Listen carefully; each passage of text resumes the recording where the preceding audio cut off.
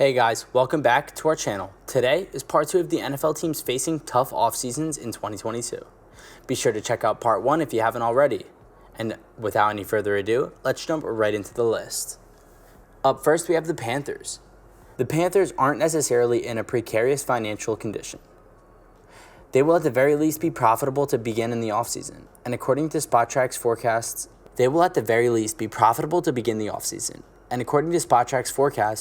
will have cap space equal to or greater than the league average. The trouble is that it's only enough money to keep the same key players who are around to become free agents, and Carolina doesn't exactly have war chests to draft picks on hand. 3 players who have played significant roles on defense and have had their contracts expiring this year would be Stephon Gilmore, Hassan Reddick, Dante Jackson, and Jermaine Carter. The Sam Darnold trade is still a source of contention for the franchise, and after shipping their 2nd and 4th round picks to the Jets in exchange for him, the Panthers are now on the hook for his $18.9 million contract hit. Take into account that the trade netted the Panthers CJ Henderson, and the Panthers won't have a pick until the 3rd round either. After 3 consecutive 5-win seasons, it's not a good indicator that they're going to have enough money to keep all of their important players from the previous season, and that they'll only have 1 first-round pick to look forward to this year. Up next, we have the Arizona Cardinals. When you go through the kind of second-half collapse that the Cardinals went through, you're not going to want to figure out what went wrong. The Cardinals have made bold efforts to improve their squad, including signing J.J. Watt, A.J. Green, Zach Ertz, and James Conner in 2021, among other players. In the end, it helped them become one of the hottest teams in the league during the first half of the season, only for them to go into a tailspin during the second half, resulting in an early exit from the playoffs.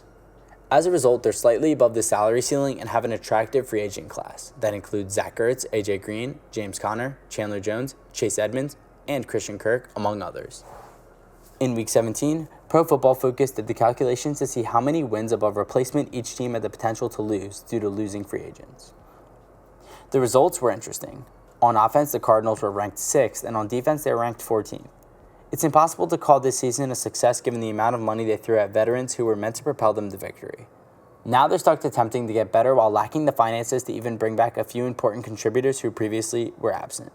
It's a difficult situation to be when you're playing in one of the most competitive divisions in the league.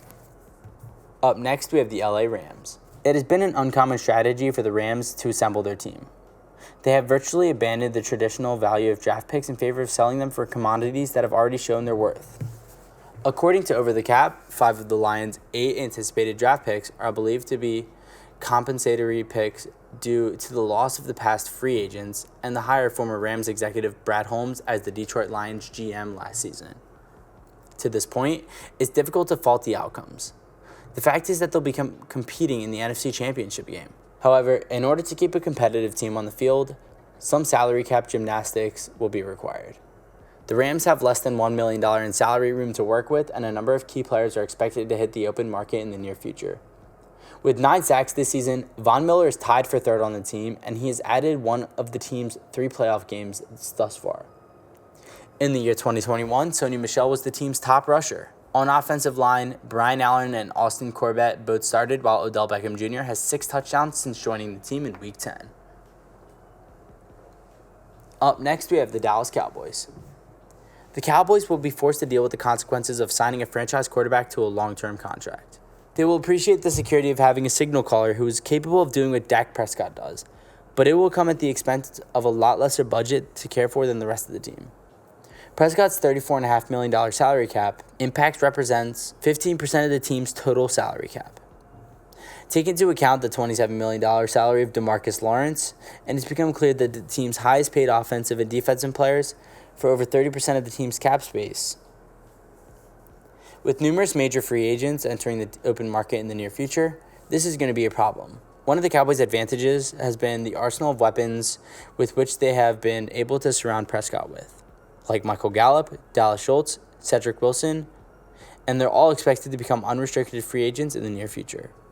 Randy Gregory could be difficult to keep on the defensive side of the ball. The former defensive end was 2nd in the club with 6 sacks this season, but his estimated market value is $13.2 million per year. These are critical positions that the Cowboys will have to replace despite having a limited amount of money to spend on a limited number of draft picks. So guys, thank you so much for making it to the end of the video. We hope you enjoyed it, and if you did, consider leaving a like and subscribe to our channel for more banger videos just like this. I'll see you guys next time and have a great day. Peace.